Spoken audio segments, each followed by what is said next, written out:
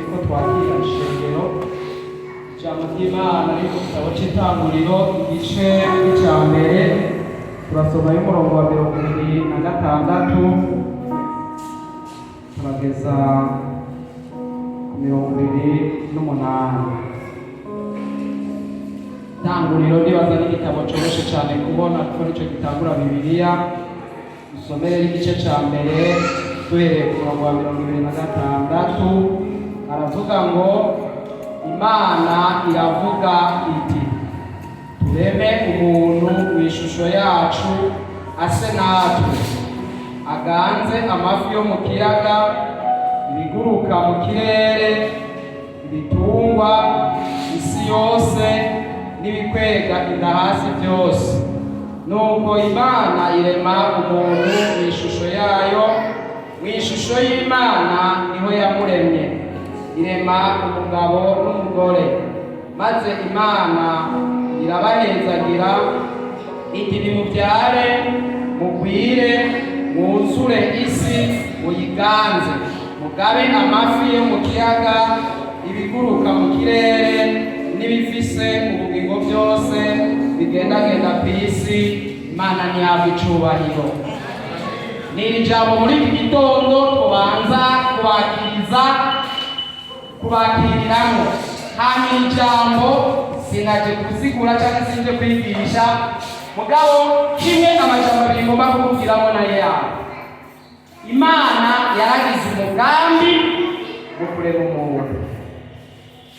Hanyuma uyu wari umugambi, siwo mwanya yakiremera ko umuntu azoshika musome. Umugambi wayo yarawushikije hirya gato mu gice cya kabiri, mugabo yari ko iragira umugambi, irapanga umugambi, iravugana ati reka tureme.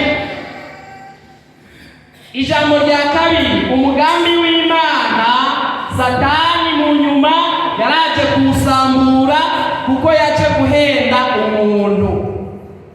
Hanyuma icya gatatu ngomba ko wumva muri iki gitondo, Imana niyaciye umugambi wayo, yaciye ahubwo ishyiraho umugambi wa kabiri uri ku rujya murongo uri muri iki gice cya gatatu ku murongo wa 15, aho yaciye ivuga ati ubu rero Satani ko wakoze ibyo, shyize hagati yawe inyankane, hagati yawe n'urubyaro rw'uyu mugore, urubyaro rw'umugore ruzokumena umutwe nawe uzorukomeretsa agatsindiriro. Ni ukuvuga Imana iriza umugambi ukurikira yanse ko umugambi wayo uhera.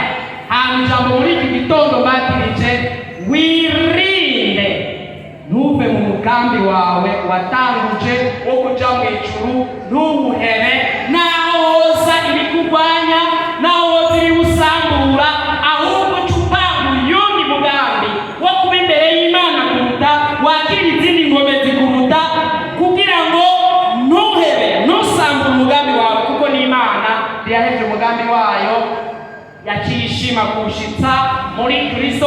Kandi ubu dufise isezerano ko tuzotsinda, kuko yavuze ngo urubyaro rw'uyu mugore ruzokumena umutwe nawe uzorukomereza agatsinzira. Ibiza byose bigarukira ku gatsinzira. Bishobora kuvuga ngo bitwice Imana n'ishimwe, ariko Yesu we ngo azomena umutwe Satani.